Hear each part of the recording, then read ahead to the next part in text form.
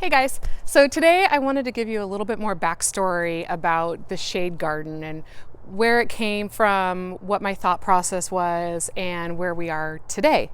So behind me is the whole shade garden, and we moved into this house 2 years ago. So it was April 2018, and what you see behind me was 100% flat and bare. So the level of the paths to the side, which aren't very well defined yet, but we'll get there. That was the level of the whole ground of this area, underneath this huge maple tree. And then we have another maple tree off to my right as well. So after April 2018, like anyone does moving into a new house, we spent that first year in the garden just really seeing what was going to come up and what was happening behind me. Nothing happened other than the arborvitaes were behind me, and the previous owners had done a very hard cleanup of them. So they were looking a little bit rough. They're slowly regaining some of their beauty, but working to fill in the holes where we can.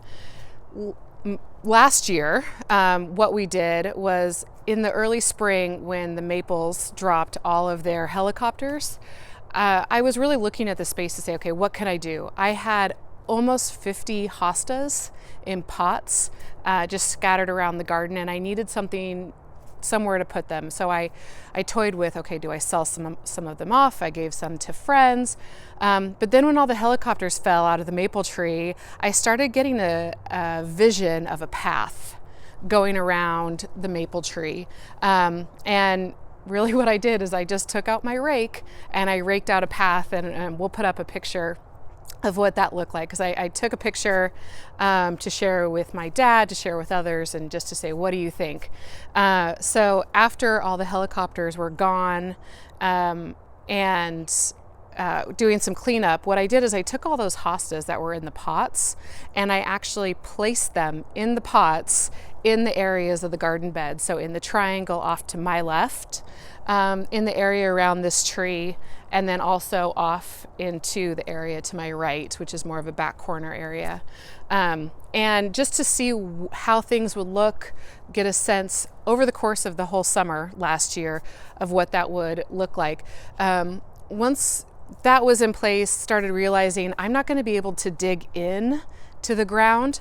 I'm going to have to build up. The root systems of these trees are large and complex. So what we did is went and Labor Day weekend, I remember it well, I'll also share some information about that, went and rented a tiller from Home Depot with my dad, and we came out here and we tilled the base ground of each of these garden beds that we're outlining. And that was hard because, like I said, there were so many roots. We were stopping every 30 seconds, it seemed like, to cut a new root, pull a new one out. It was a long weekend, but we did it.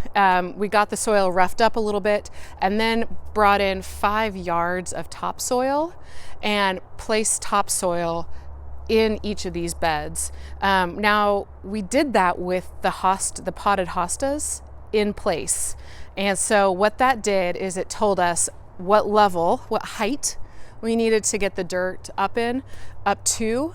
And then it also made it easier come this, I guess I did it in February, when I went to go plant the hostas in the ground. So we brought in all the dirt last season, so last fall, to really work the soil. I added compost from my compost pile on top of it to really make sure that the soil was prepped for this spring. And then this spring, all I had to do, lift out a hosta that was in a pot, move it off to the side, dig a little, threw in some starter fertilizer, and placed the hosta right in there with that soil reaching its level.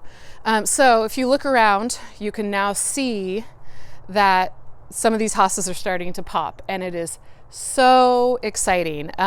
My next step, and there's a whole pile of Bark-a-mulch bags in the back, I'm going to lay that down on the path just to clean it up a bit. I've been working on the edges here. I need to overseed the grass and get this grass area started. But I am really excited to see this area pop and grow and really become a magical shade garden. Finally, moving off to my right, I do want to point out in the back corner, I did something a little bit different, and you can follow me with the growth on this, that there are 2 hedges of Annabelle hydrangeas that are planted.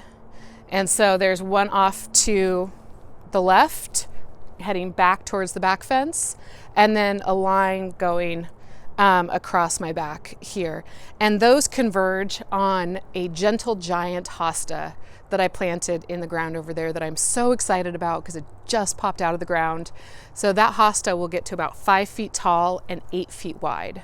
So if you can picture this with me, because this is the vision, this is the dream, is that in the back corner there will be a huge glorious hosta with 2 hedges of Annabelle hydrangeas, and then in front some hostas, some hellebores, and then I'll probably be putting in some sweet woodruff, or just some other shade-loving, kind of more lower 12-inch, 18-inch plants between the hostas and the Annabelle hydrangeas. So I am so excited for this area. I am so excited to show you how it's going to grow and progress.